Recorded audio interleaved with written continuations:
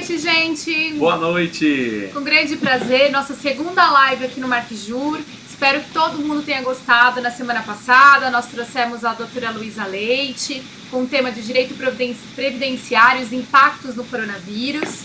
E hoje nós temos um grande prazer, uma grande honra em receber conosco o Dr. Renato Francisco Sanches.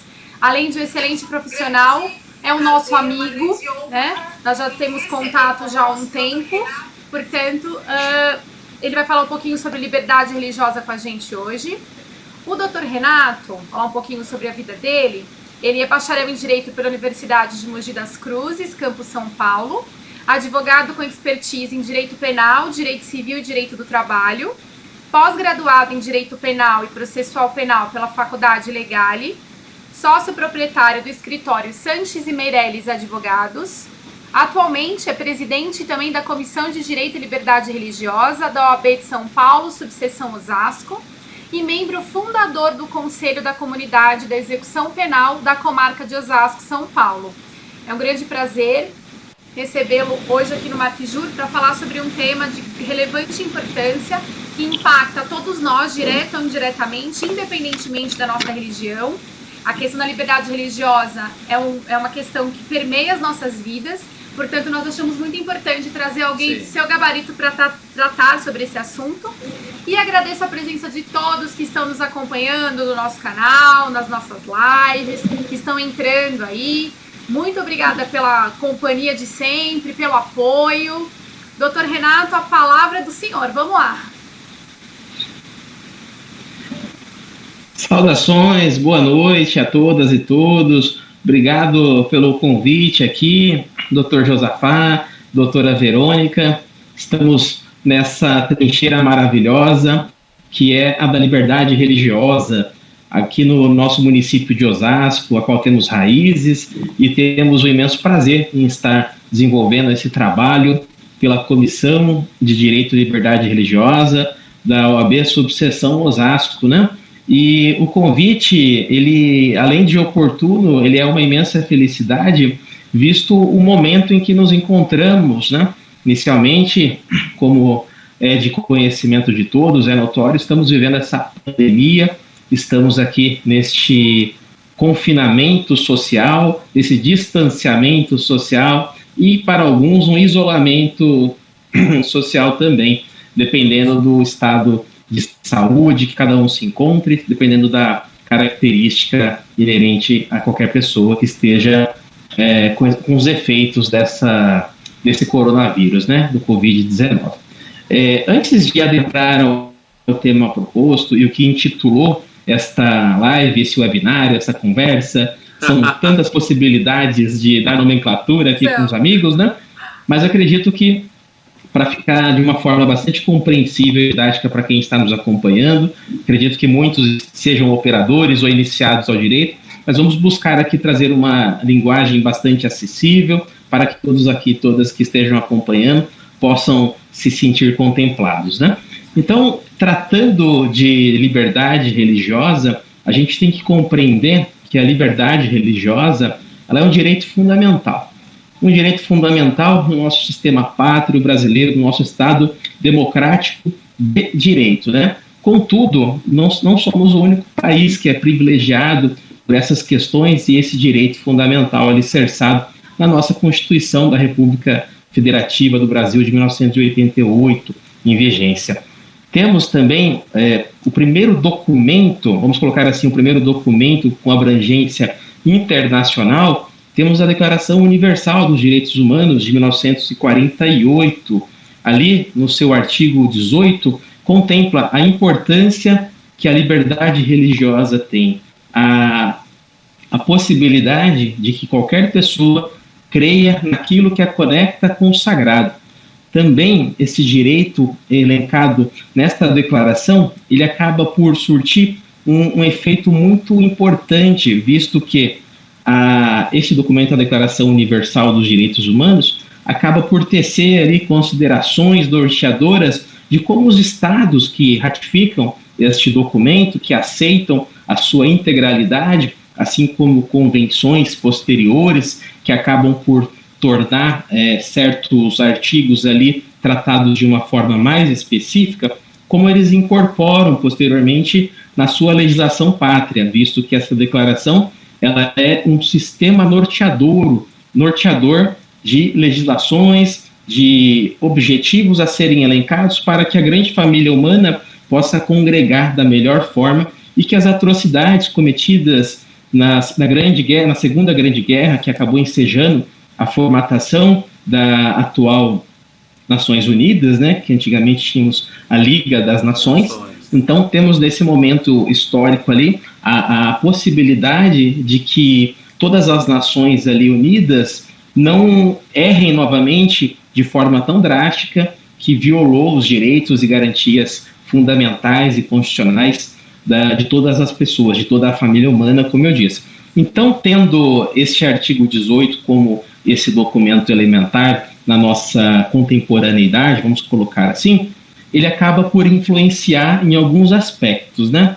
Logicamente, temos aqui este grande salto histórico de 40 anos, de 48 para 88, onde temos a nossa Constituição da República Federativa do Brasil, como dito anteriormente, né? Doutor Renato, a nossa Oi, desculpe. Deixa eu só falar uma coisa. Primeiro, obrigado, né? A doutora Verônica começou aqui. Obrigado por você ter aceito o nosso convite. Quem está assistindo a gente aqui, né? Nós temos uma turma bem bacana aqui, olha. Eu tenho para mim, tem um Sanches aqui. Eu acho que é sua esposa que está acompanhando a gente.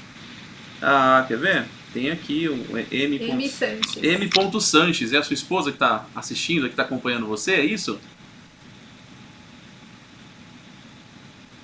Desculpe, o som não veio adequado, eu não compreendi a sua indagação, meu amigo. Tá me ouvindo legal agora?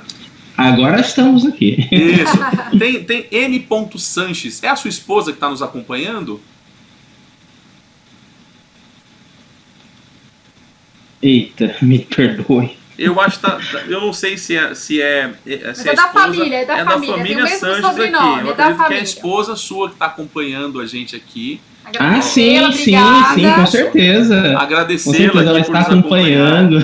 Legal, tem mais algumas pessoas bacanas aqui que estão nos acompanhando, são ex-alunos, são amigos. Uma boa noite a todos vocês. Boa noite, gente, obrigada. E, doutor Renato, muito obrigado. E você está falando da liberdade religiosa e falou aí da Declaração Universal de 1948, e a gente sabe dessa importância da Declaração Universal. E antes disso, tantas guerras, tantas dificuldades, tantos problemas aconteceram na humanidade a fim de que chegasse até a Declaração de 1948. O seu tema é tão importante para quem está assistindo. Eu fico muito feliz em poder tratar contigo hoje e com a doutora Verônica hoje esse tema, porque não se fala muito nas faculdades. Não, quase não é tratado. Não se toca muito desse assunto na faculdade, no decorrer do curso de Direito. Então é uma oportunidade muito grande tê-lo aqui hoje falando sobre esse assunto. E quem está assistindo pode mandar perguntas para a gente. Só interagir, gente. Meus amigos, eu vou pedir uma licença um segundinho. Eu vou tirar esse fone, eu acho que ele está atrapalhando um pouquinho a compreensão. Imagina, desculpa, ao vivo é isso mesmo, nessa dinâmica, né? Quem sabe faz ao vivo, gente. Então envia pergunta, quem tem questionamentos aí a respeito de liberdade religiosa, envia questões, que o Dr. Renato está aqui à disposição para a gente poder aí responder essas dúvidas. Então era essa introdução mesmo, dizer da importância aí do seu tema. Agradecer o familiar, acho que a sua esposa está acompanhando aqui, muito obrigado. Tem aqui o Luiz Gustavo, amigos todos, Ednei, Augusto Carvalho, Cris, nossa, tanta gente bacana que a gente sente saudade. A mãe do Dr. Josafá também está presente. A minha mãe também. Os meus pais, sempre prestigiando. Minha mãe está acompanhando também. Vamos lá, continua, doutor Renato. Atrapalhei sua live aí. Jamais, que é isso. Essa interação é maravilhosa.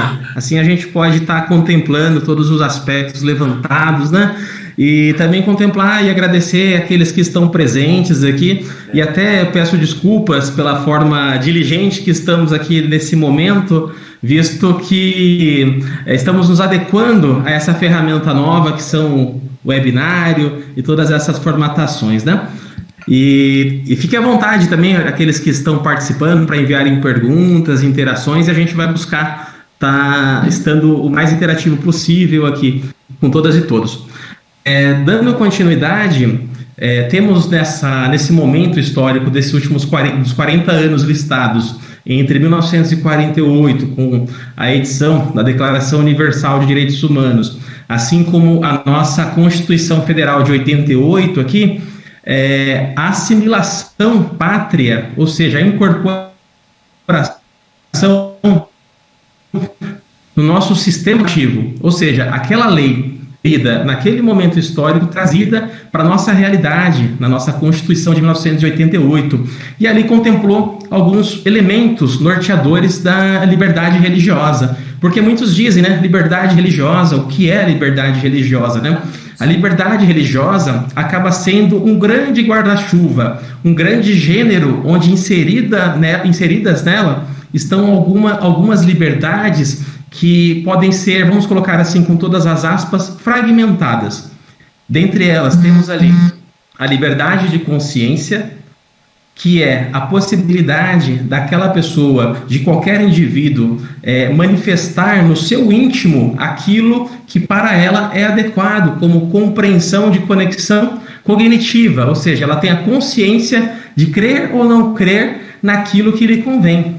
Temos ali também a liberdade de expressão, ou seja, de expressar aquilo que lhe convém. Temos também a liberdade de culto, que acaba por ser o quê? A exteriorização de todos esses outros elementos, tendo a liberdade de consciência, a liberdade de crença também trazendo para corroborar, a liberdade de expressão vinculada também à exteriorização, mas principalmente a liberdade de culto, ou seja, a exteriorização de todas essas outras liberdades num âmbito mais contundente, ou seja, é um momento em que a pessoa que congrega com o sagrado tem a possibilidade de, junto daqueles que têm ali a mesma sinergia, a mesma consonância de propósitos, estar ou não em um templo religioso.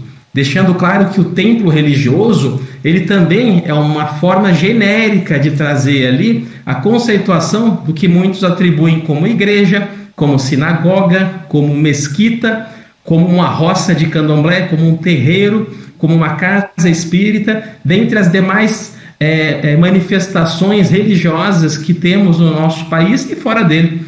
Então, podemos, para fins didáticos, trazer a liberdade religiosa nesse momento como a inserção da liberdade de consciência, a liberdade de crença, a liberdade de expressão e a liberdade de culto. E trazendo um outro paralelo para a terminologia adotada pela Constituição e outros regramentos, os templos como o local onde se exterioriza e se congrega esta crença, o local onde é possibilitado que a pessoa que é adepta àquela determinada religião, naquele determinado conjunto de crenças, se conecte com aquilo que ela compreende ser o seu sagrado. Muito bem. Bom, então é uma conjunção de coisas, liberdade religiosa, de fatores, a questão do culto, da crença. Ou não crença também. Ou não crença, enfim, ou crer no que você achar que deve na sua vida, no seu íntimo. Essa é a ideia da liberdade. Realmente, poucos eu acho que imaginam que ela é tão ampla e que comporta aí uma gama de direitos. Não é, doutor Renato? Eu acho que o áudio tá ruim aí. Acho que o doutor Renato não está ouvindo a gente. Não está ouvindo. Deu uma travada. Gente, a internet nesses momentos não nos ajuda. É verdade. O Brasil está aprendendo a lidar com a internet. Estamos fazendo aqui uma live mais diligente nos ambientes dos cômodos da minha casa. É verdade. Vai acabar conhecendo um pouquinho da minha casa também. Fazendo um tour pela residência até achar um sinal. Olha, doutor Renato, vamos já adiantar, não sei se o doutor tá ouvindo a gente, está ouvindo bem a gente aí? Tá ouvindo? Tá ouvindo? Agora eu estou. Tá ouvindo bem? Tem uma questão aqui, não precisa responder toda ela agora, talvez tenha um trâmite aí, tenha um processo até chegar nesse ponto. Sim. Mas foi o Augusto Carvalho, obrigado aí Augusto Obrigada pela pergunta. Participação. Ele perguntou o seguinte, ele quer saber a diferença de liberdade religiosa, na verdade não é diferença, a discussão entre liberdade religiosa versus Isolamento social. Fecha ou não fecha os templos? Fecha ou não fecha os locais de culto, né? Já começou fervendo aqui a pergunta. Já começou polêmico. Já para polemizar. Isso aí, Augusto. Sim. Deixa eu ver se eu compreendi bem a pergunta aqui, porque acabou chegando o sinal um pouquinho fragmentado. Se o questionamento do Dr. Josafá é dessa vinculação da liberdade religiosa frente ao isolamento social, perfeito? Isso, Augusto. Mesmo. Foi o Augusto que perguntou.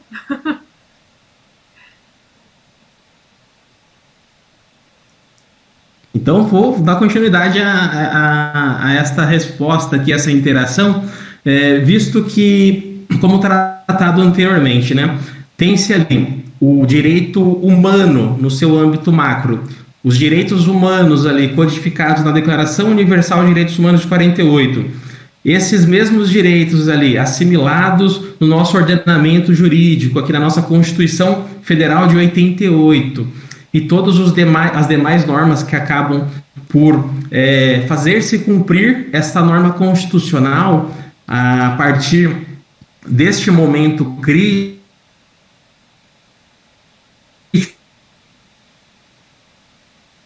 gripe espanhola ali nos meandros da Primeira Guerra, né, da Primeira Guerra Mundial, não tínhamos tido um impacto tão devastador que abrangesse toda a nossa grande família humana. Então, nesses termos, a gente tem que ter clareza de uma circunstância muito específica, né? Sim. A liberdade religiosa, como dito, ela compreende algumas liberdades ditas espécies dessa grande liberdade, né? Muitas delas, vamos colocar assim, 90% desta liberdade religiosa, nesse aspecto mais afins com finalidade didática, ela não é afetada de forma alguma, visto que o Estado não tem como mapear a minha consciência, a minha liberdade de consciência. O Estado não tem como mapear a minha liberdade de crença. A minha liberdade de expressão, o Estado tem como mapear, a partir do momento que eu exteriorizo. Mas o grande elemento aqui, tido nessa discussão, e em outras também, como já tivemos acesso de participar, é a grande questão da liberdade de culto. Como essa liberdade de culto está sendo desenvolvida? Como o nosso ordenamento jurídico está encarando este momento conturbado e como as pessoas tem de ficar claro uma coisa muito importante, que o nosso papel como juristas, como advogados, como promotores, como magistrados é o quê? É compreender o cenário fático, acoplá-lo à previsão jurídica, e nesse momento conturbado vem o executivo e insere ali uma norma com o objetivo de pacificar certas questões em decorrência do nosso momento excepcional, vamos colocar assim. Diante disso, com todas essas normas e orientações da Organização Mundial da Saúde e também do Ministério da Saúde, tem-se ali como possibilidade de enfrentamento à proliferação do Covid-19, a possibilidade de que as pessoas elas se identifiquem com a coletividade, com o objetivo de evitar aglomerações. E, além de evitar aglomerações, ter-se também ali o distanciamento social.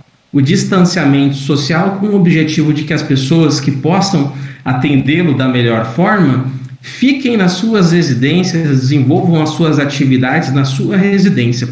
Nesse aspecto central, a gente acaba por ter o quê?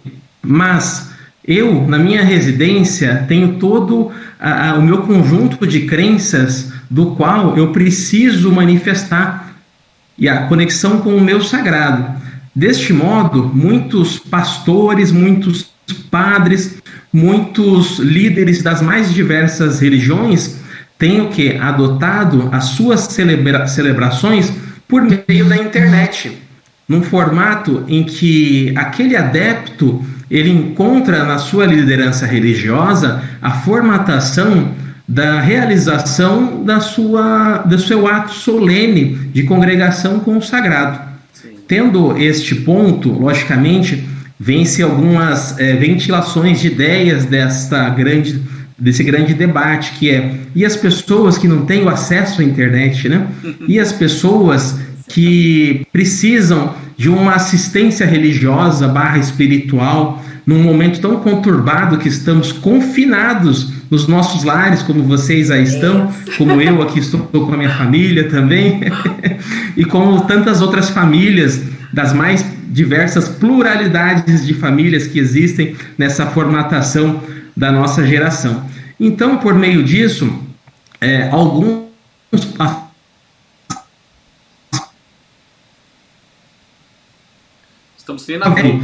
inicialmente não foram atendidos e definidos a lei como os serviços essenciais. Desculpe. Volta só um pedacinho, doutor Renato, que cortou. Essa última fala sua cortou um pouquinho.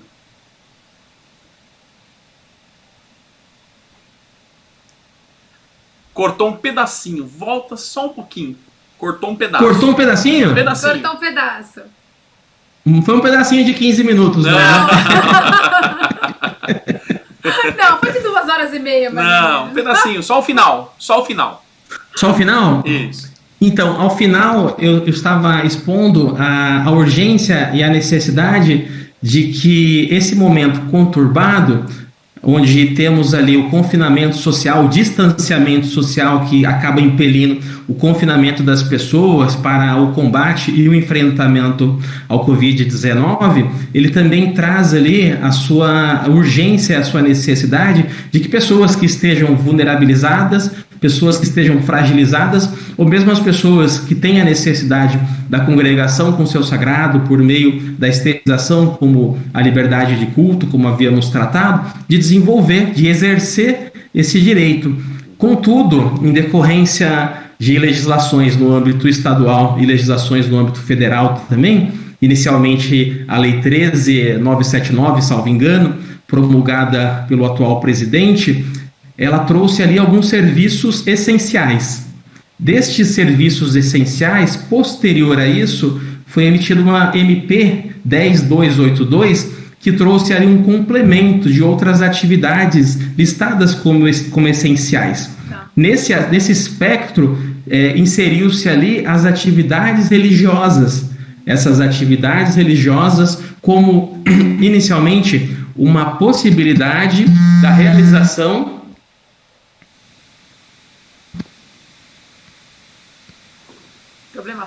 Problemas técnicos. Uma possibilidade da realização e propagação e congregação com o sagrado. Neste aspecto central, o que tem-se aqui é o que? Nessa mesma medida provisória, ficou ali listada que o exercício da atividade religiosa ela vai ficar vinculada aos parâmetros estabelecidos pelo Ministério da Saúde. Entendi. Okay. Doutor Renato, posso fazer mais uma pergunta? Tá ouvindo bem a gente? Posso fazer uma pergunta aqui? Essa pergunta é da Lázara Carvalho. Lázara Carvalho.adv, entendo que é uma advogada também, né? Lázara Carvalho perguntou assim, ó: Doutor Renato, acredita que o racismo religioso influencia nas decisões do Estado? Ouviu? Tá ouvindo? Eu acho que eu vou ganhar um prêmio de advogado diligente em live, hein? Mas tá ouvindo a gente? Eu vou pegar um outro fone aqui para reforçar. Gente, ao vivo é isso. A gente fez alguns testes aqui ainda anteriores ao início. Se forem culpar alguém, culpem aqui o seu expositor, porque os amigos aqui, o Josafá, o Josa, para quem não conhece ele pessoalmente, um ser humano fantástico, assim como a Verônica, desenvolveram testes que estavam dando tudo adequado. E aí, tá ouvindo agora legal? Todo mundo em casa também tá ouvindo bem? Então tem uma pergunta aqui, legal?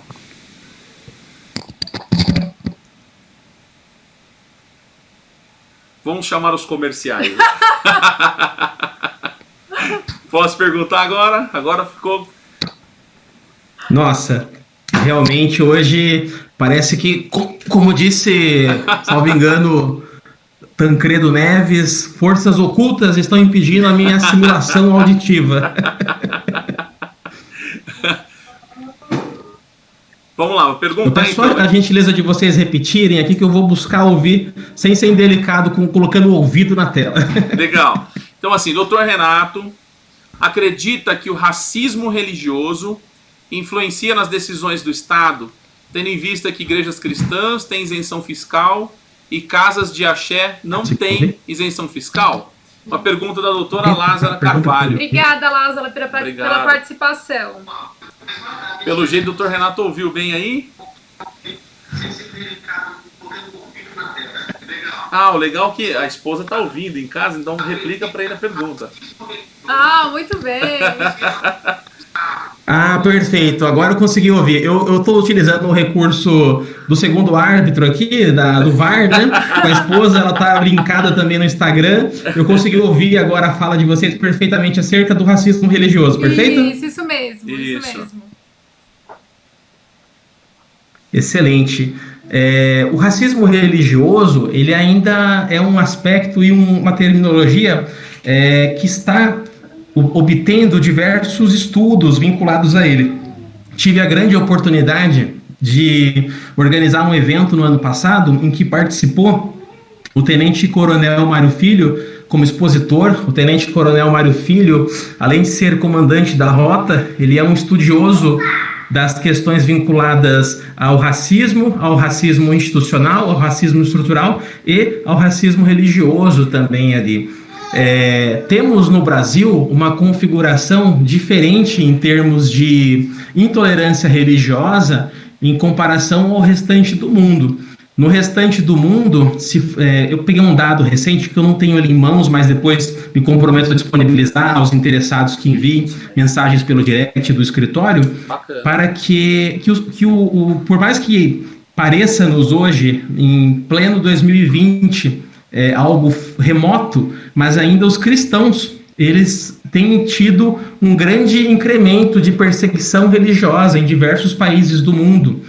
Então, esse aspecto dos cristãos, isso num âmbito macro, inserido ali também os protestantes, os luteranos, calvinistas, os mormons, adventistas, batistas. Então, a gente tem ali todo católicos também, quando eu falo cristão no âmbito de todas as religiões que têm a sua matriz cristã, para aqueles que estão acompanhando, tem tido esse incremento. Então, no Brasil, a gente tem um cenário um pouco distante, visto toda a evolução da nossa sociedade, em especial com o advento das religiões de matriz africana, matrizes africanas, assim, em especial o candomblé Ifá, a Umbanda, a Quimbanda, a Jurema também vinculado às questões indígenas, o catimbó, a própria macumba, como é colocada em alguns aspectos também.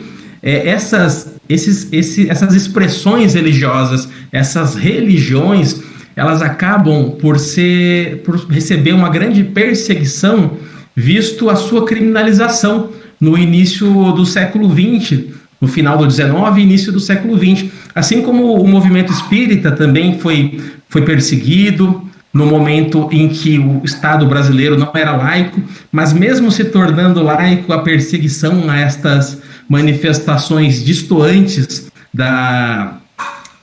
do norte da matriz cristã acabaram por ser evidentemente perseguidas, né? Então, focando no aspecto levantado, de acordo com a questão intitulada racismo religioso, se existe o racismo religioso ou não existe, a gente tem que entender como produzem conhecimentos como o grande jurista Silvio de Almeida, como algumas outras personalidades de outras áreas do conhecimento, como o professor Adilson Moreira também, eles elencam ali a própria questão do racismo estrutural, do racismo institucionalizado, aquele racismo que ele está ali por depreciar as pessoas que compõem a população negra pelos critérios do IBGE, pessoas pretas e pardas, nomenclatura adotada pelo IBGE. Estas pessoas acabam sendo ali subjugadas. Então, tudo o que é inerente a esta cultura dessa população negra que tanto contribuiu para o crescimento e consolidação do Brasil é tido como inferior.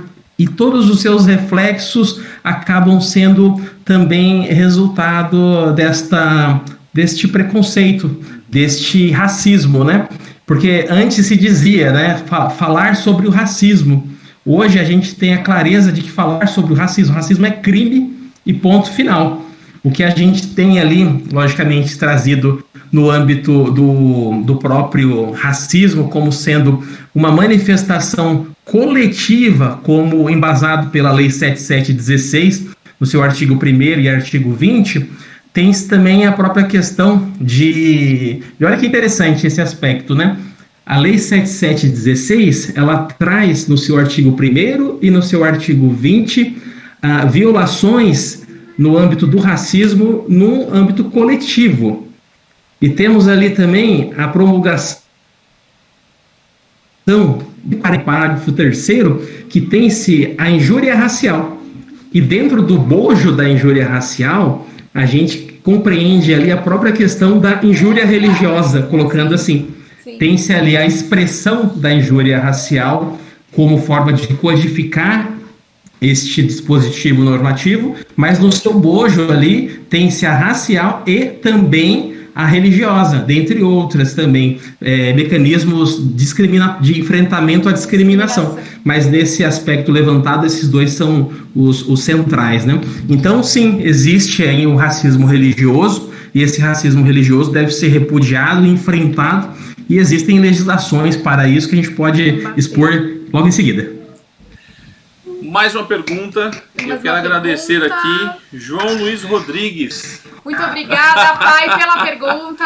O pai da doutora Verônica, João Luiz Vamos lá, que é um Rodrigues. estudioso da religião também, ele fez uma pergunta. Pergunta aqui, ó.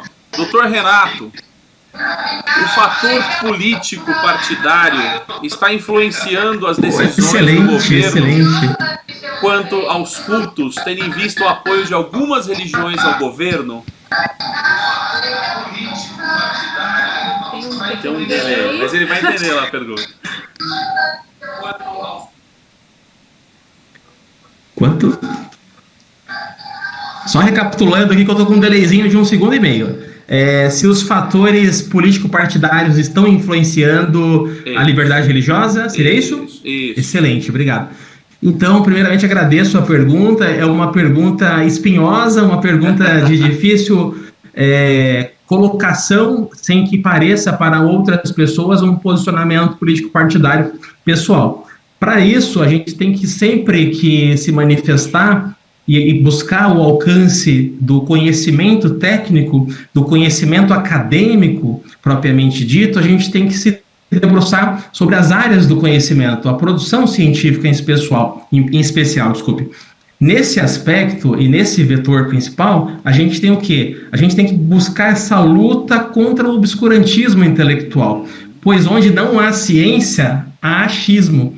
E o achismo, né, acaba por ser nada mais, nada menos do que o formato e a perspectiva de vida de cada pessoa, conhecido na academia como senso comum. O senso comum, ele não deve ser repudiado e afastado, porque é a expectativa da pessoa não iniciada ao conhecimento científico. Mas, contudo, o senso comum, ele não resolve problemas coletivos. Somente a ciência resolve problemas coletivos. Dentre esse aspecto, esse preâmbulo inicial para responder a pergunta do nosso amigo, tem-se o quê? A gente tem hoje um governo federal que tem como suas balizas certas influências. Dentre essas influências, a gente pode colocar um aspecto até vinculado aos próprios cortes de bolsas, as pessoas que se debruçam à ciência. Então, aqui não é uma posição pessoal político-partidário. Nos parece ser uma forma de governo, um plano de governo de redução do investimento à ciência e educação, para trazer ali o aspecto vinculado ao que o senso comum alcança, ou seja, vamos trazer ali um Estado mínimo pelo movimento neoliberal, vamos deixar o Estado menor, que o Estado é gigante, mas a vida e o sagrado, aqueles que congregam, a qual maneira for mais interessante e a conexão for a conexão real, vai entender que esse momento que nos encontramos é um momento que toda a coletividade precisa de um Estado forte, de um governo eficiente, que analise todas as demandas da sua população. Então, longe de promover qualquer tensão e qualquer colocação político-partidária, a gente tem que compreender quem está no governo. É um partido político, na verdade não é mais nem um partido político, né?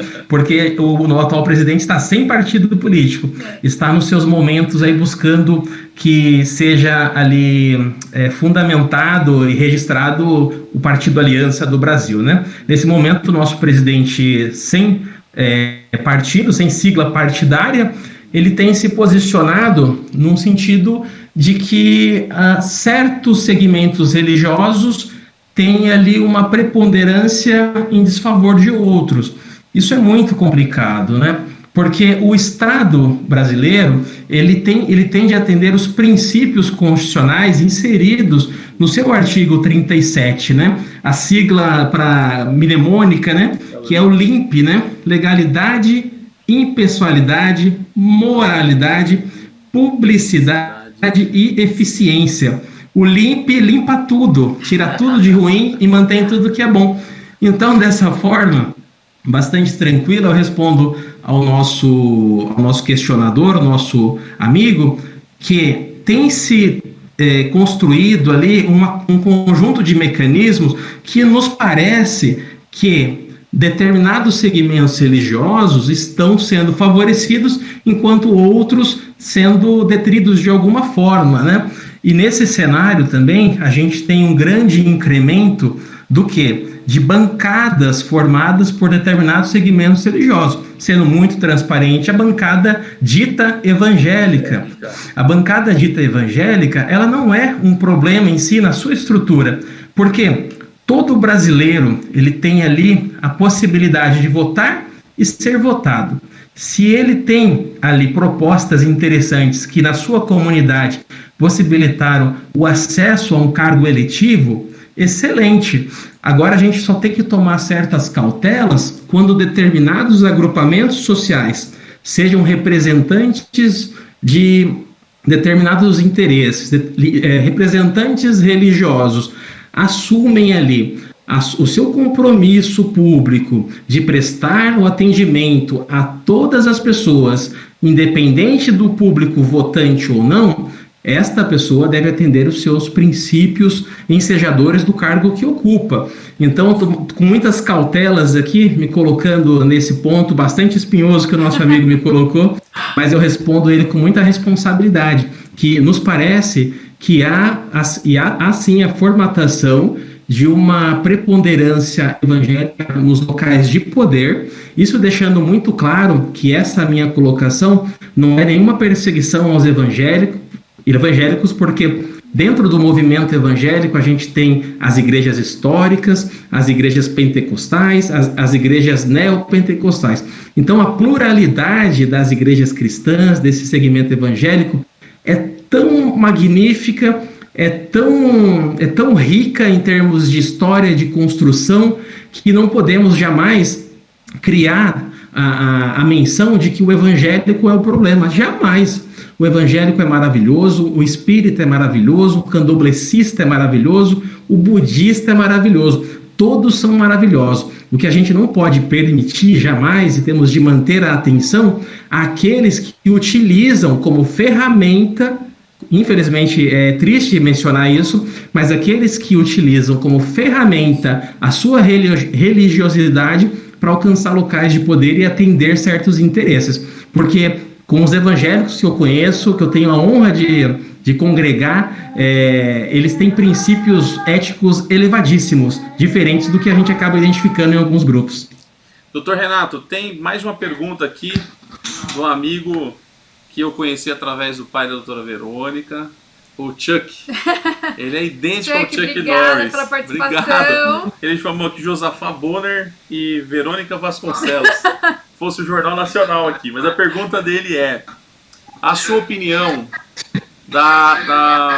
eu acho que isso foi até veiculado ou acaba por ser alguma fofoca, não lembro se foi veiculado em algum canal de televisão, mas da indicação pelo presidente da República de um evangélico ao Supremo Tribunal Federal. A sua opinião?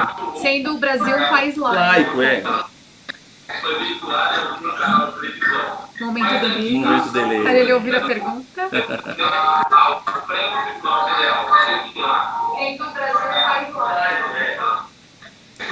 Perfeito, perfeito. Agora veio aqui, o VAR me mandou a pergunta no ouvidinho aqui. Então, eu me recordo desse aspecto, não é uma fofoca não, foi veiculado mesmo, quando foi questionado quem seria adequado para ocupar a posição de ministro do Supremo Tribunal Federal. E se me permitam um acréscimo, abrindo aspas, teria de ser terrivelmente evangélico, fechando aspas.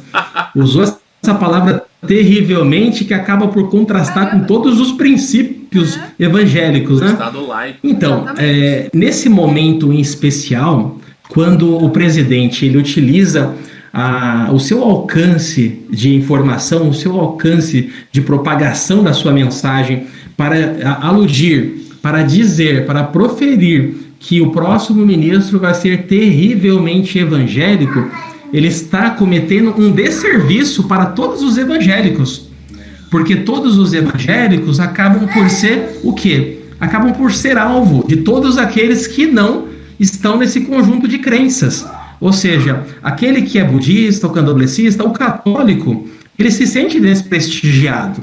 E ao mesmo tempo que acaba por ser uma grave violação da laicidade do nosso Estado.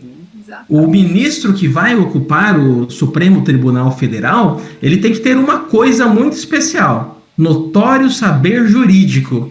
Ele pode ser espírita, ele pode ser candomblessista, ele pode ser muçulmano, pode praticar o judaísmo. A religião dele, como dito anteriormente, não é regulada pelo Estado. É uma construção pessoal, é uma construção da sua consciência, é uma construção da sua liberdade mais intrínseca, que é a consciência, a crença, a liberdade de expressão, como dito anteriormente, e afinal, que é a de culto, como estamos aqui exaustivamente falando sobre ela. Então, qualquer menção ao aspecto vinculado de que o ministro do STF é terrivelmente evangélico é uma declaração terrivelmente horrível, porque afeta todas as outras crenças. Mais uma pergunta, essa pergunta até nossa aqui. Feriados religiosos que a gente tem no Brasil, sendo um país laico, crucifixos em prédios públicos. O presidente também convocou para um jejum a nação, um jejum cristão. Tudo isso não fere, né? O Estado laico. Sendo um país laico, crucifixos em prédios públicos. O presidente também convocou para um jejum a nação, jejum cristão. Perfeito. Perfeito. Agora consegui compreender a pergunta. Sim, a questão, mas aqui a gente tem um aspecto muito, muito tênue, porque a gente tem a construção do Estado brasileiro, a construção do Brasil colônia, a construção do primeiro movimento monarquista brasileiro, depois a República Velha, a República Dita Nova, né? E depois a nossa contemporaneidade. Então a gente tem, se analisar essa questão do crucifixo, como bem colocado, a gente tem que avaliar a própria nomenclatura do nosso Estado. Estado de São Paulo. O Estado do Espírito Santo, o Estado de Santa Catarina, o Estado de Salvador. Então a gente tem ali uma quantidade imensa de associação da influência da Igreja Católica no nosso Estado democrático de direito. E isso é histórico, isso a gente não tem como fazer um plebiscito, um referendo para mudar o Estado de São Paulo. Vai se chamar agora Apóstolo Paulo. Não vai se chamar mais a Santa Catarina, e sim a grande Catarina, vamos supor assim, de uma forma bastante lúdica. Então, a gente tem que analisar o que é uma construção histórica, o que é ali o Estado laico e o que é, de fato, até um laicismo, que é uma perseguição específica a uma, vamos dizer assim, a um excesso do Estado laico. O Estado, ele é laico ou ele tem o objetivo de repudiar todas as religiões? Porque quando imaginamos a laicidade do Estado, a gente tem que imaginar que, além de que qualquer brasileiro tem a oportunidade, a possibilidade e o direito de propagar a sua crença, professar a sua crença, a sua conexão com o sagrado, tem de ter também mecanismos jurídicos para que isso, de fato, seja efetivo. Não adianta eu ter ali a possibilidade de me deslocar até o meu templo religioso, só que eu ser atacado, eu sofrer ali escárnio religioso, eu sofrer qualquer tipo de manifestação de intolerância. O dinamismo da vida social não impede que isso aconteça, mas temos aqui uma legislação que possibilita uma reparação diante de condutas dessa natureza e também reparação e a responsabilização dito se a pessoa também cometer alguma ilicitude vinculada também a um tipo penal. Então tem-se a proteção. Quanto à questão vinculada especificamente dos próprios símbolos religiosos de origem católica, como os crucifixos em repartições públicas, como dito, existe uma construção histórica. Só que a partir do momento que o Estado brasileiro ele amadurece para a sua responsabilidade laica, eu vejo como inapropriado a fixação de um ornamento vinculado a uma religião específica. Ou seja, a gente não tem que construir uma grande movimentação depredatória para tirar todos os crucifixos. É algo que pode ser feito paulatinamente, com muita tranquilidade, porque a Constituição fundamenta o ordenamento pátrio, alicerça, e a Declaração Universal de Direitos Humanos também corrobora com isso. Ou seja, a laicidade do Estado é mais do que tirar um crucifixo, é promover mecanismos seguros para que todo brasileiro, toda brasileira possa desenvolver a sua conexão com o sagrado, sem interferência estatal e sem interferência individual, privada. Então, esse mecanismo de retirada, vamos colocar assim, da simbologia cristã católica ali, que são os crucifixos, no momento em que a nossa sociedade amadurece, eu acredito que vai ser muito natural isso. Agora, qualquer movimentação provocada para retirar isso, ela vai beirar uma certa intolerância e um excesso de implementação do Estado laico, que pode virar um laicismo. Mais uma pergunta aqui, o professor Dr. Fernando Lima, meu irmão. Obrigada pela participação. Os líderes religiosos que estão céticos à pandemia e incentivando a aglomeração em seus templos em nome do poder da fé e da oração. Estes líderes ou instituições podem ser penalizados pela lei? Um problema isso, não? Paciência, aquele delayzinho. Não, normal. Professor Fernando. O pessoal do Jornal Nacional sofre. Em nome do poder da fé e da oração. Perfeita. É isso aí, penalizado. Perfeita colocação do nosso professor Dr. Fernando, a qual temos a honra de tê-lo na nossa comissão recém-instituída, a qual acredito que o Dr. Josafá não disse, mas ele é o atual vice-presidente dessa comissão, e a doutora Verônica é a secretária-geral, a pessoa que manda de fato. Parece, né?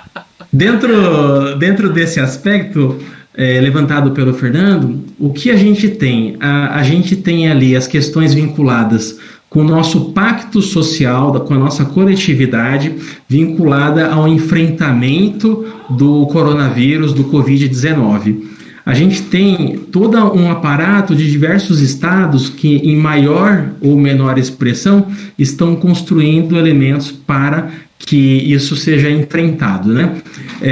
Frente à conduta de alguns religiosos, como bem colocado pelo Dr. Fernando, a gente tem que analisar o seguinte: falta em muitos decretos, como a gente teve a oportunidade de observar, Dr. Josafá, doutora Verônica e eu e os membros da nossa comissão também, falta muita clareza nesses decretos, e na ausência de clareza, de taxatividade, cria-se um abismo de possibilidades de infringir questões vinculadas a esse pacto social para enfrentamento ao novo coronavírus.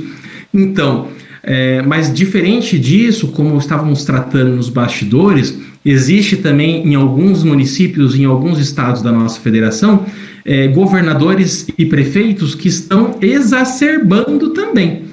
Ou seja, de um lado temos este líder religioso, independente do segmento que ele lidera, ele possa estar possibilitando ali a aglutinação, a aglomeração de pessoas, usando do seu conjunto de crenças como sendo superior ao ordenamento jurídico, à lei dos homens e à lei de Deus, vamos colocar assim. Contudo, nesse momento tão especial, devemos ter uma coisa uma capacidade uma adjetivação, melhor dizendo, que é a temperança. A temperança, vamos trazer para a nossa realidade, que é o bom senso, né? Nem excessos e nem ausência deles. Então, aqueles que estão infringindo decretos estaduais, mecanismos legislativos municipais, e esses municípios ou estados não preveram a sanção a uma inobservância dessa legislação, ou seja, a pessoa infringiu uma determinação legal inserida nesses decretos ou legislações municipais, e não há previsão de sanção, não há previsão de multa, não há previsão de qualquer elemento, essas pessoas ficam num sentido mais assim, não abarcadas, mas devemos também compreender que dentro do espectro penal, do direito penal, um crime de desobediência pode ser trazido também ali. Tem uma pena um pouco mais modesta? Tem uma pena modesta justamente que não é para macular e infringir uma penalidade desproporcional, mas também é um mecanismo que pode ser trazido ali àquele líder que acabou promovendo essa desobediência civil, colocando dessa forma, né? Mas também temos de compreender que em alguns estados existem até relatos, salvo engano, Santa Catarina e um estado do norte, agora que me foge o nome, mas que foram um culto online foi invadido porque tinham 6 pessoas e foi interrompido um culto online com 6 pessoas, todas até onde tem o conhecimento de máscara, respeitando o distanciamento individual entre as pessoas, tendo ali o líder religioso, o sacerdote e a equipe musicista e também os auxiliares. Então tinha um total de 6 a 8 pessoas. Então a gente tem, de um lado, líderes que estão promovendo suscitando aglomeração, e temos, de outro lado, líderes que estão atendendo os princípios normativos no âmbito federal, estadual e municipal, e mesmo assim não estão totalmente preservados de uma arbitrariedade estatal. Então a gente tem os dois lados, né? E para essa questão vinculada a este cometimento de uma desobediência civil pelo líder, a responsabilização poderia ser imputada ali no próprio Código Penal, vinculado ao crime de desobediência, e em se tratando de uma previsão sancionatória nesses decretos, leis municipais e lei federal também, a devida previsão. Mas o importante que é a redação clara de uma legislação. Legal. Estamos chegando. Tudo que é bom, final. Eu sempre digo, acaba rápido. Gente, inúmeras pessoas entraram agora na nossa live. Professor Emerson foi nosso colega de trabalho durante muitos anos. Muito obrigada. Nosso amigo Emerson Bortolozzi, grande professor Emerson. Doutora Luísa Leite também, participou da nossa live na semana passada, veio prestigiar o nosso tema de liberdade religiosa e o marido dela, o Dr. Raoni. Doutor Anderson, nosso parceiro no nosso escritório. Não falamos né? da comissão, né? E não falamos da comissão. Fala, professora Verônica. Bom, para quem não sabe, então nós trouxemos o Dr. Renato, né, que é o presidente da Comissão de Direito e Liberdade Religiosa da OAB, da subseção Osasco. O professor Josafá agora está como vice-presidente e, diferentemente do que o Dr. Renato disse, eu sou só a secretária-geral. Eu organizo a papelada, entendeu? As mulheres são muito organizadas nesse aspecto. É um prazer poder fazer parte dessa comissão, de um tema que a mim e ao professor Josafá é muito caro, né? Ele sempre foi um líder religioso, eu também de família religiosa, meu pai sempre foi um líder religioso, e é um aspecto da nossa vida sem a qual a gente não vive.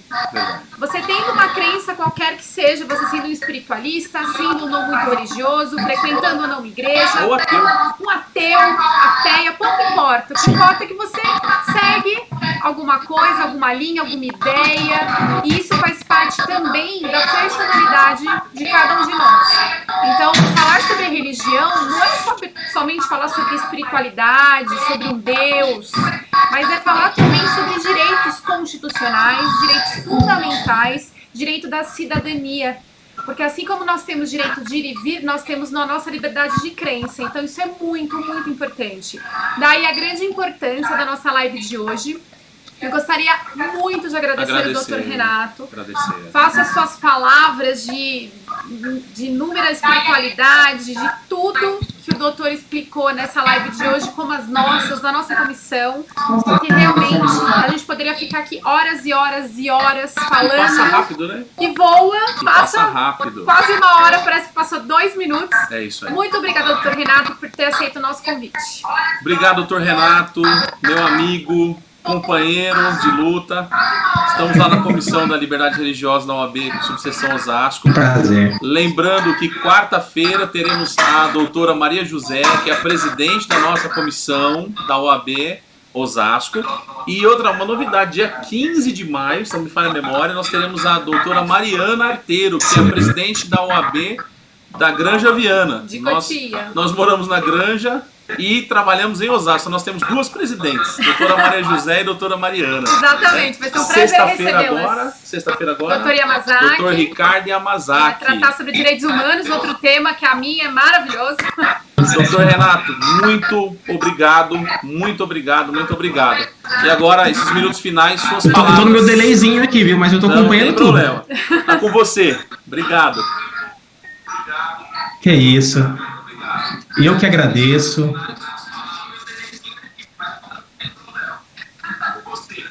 Eu que agradeço a oportunidade de estar com vocês aqui. Eu gosto muito do formato dinâmico que vocês desenvolvem no canal e acredito que justamente a possibilidade da gente trazer de uma forma clara, de uma forma, não digo imparcial, porque somos seres humanos e temos partes em que possamos desenvolver a nossa própria manifestação acerca dos pontos elencados.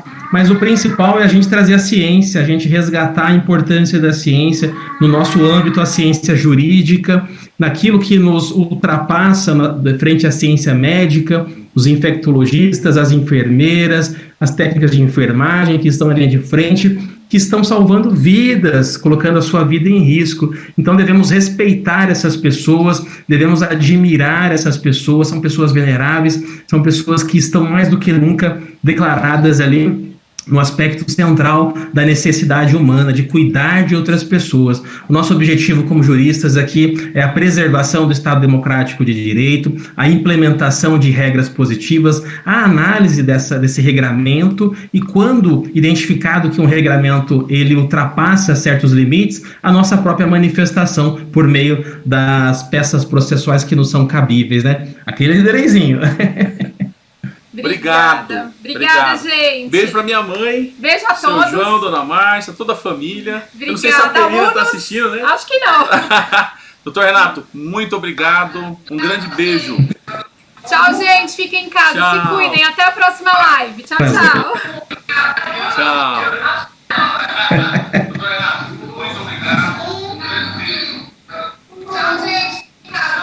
Tchau, tchau. Fiquem em casa. Isso aí.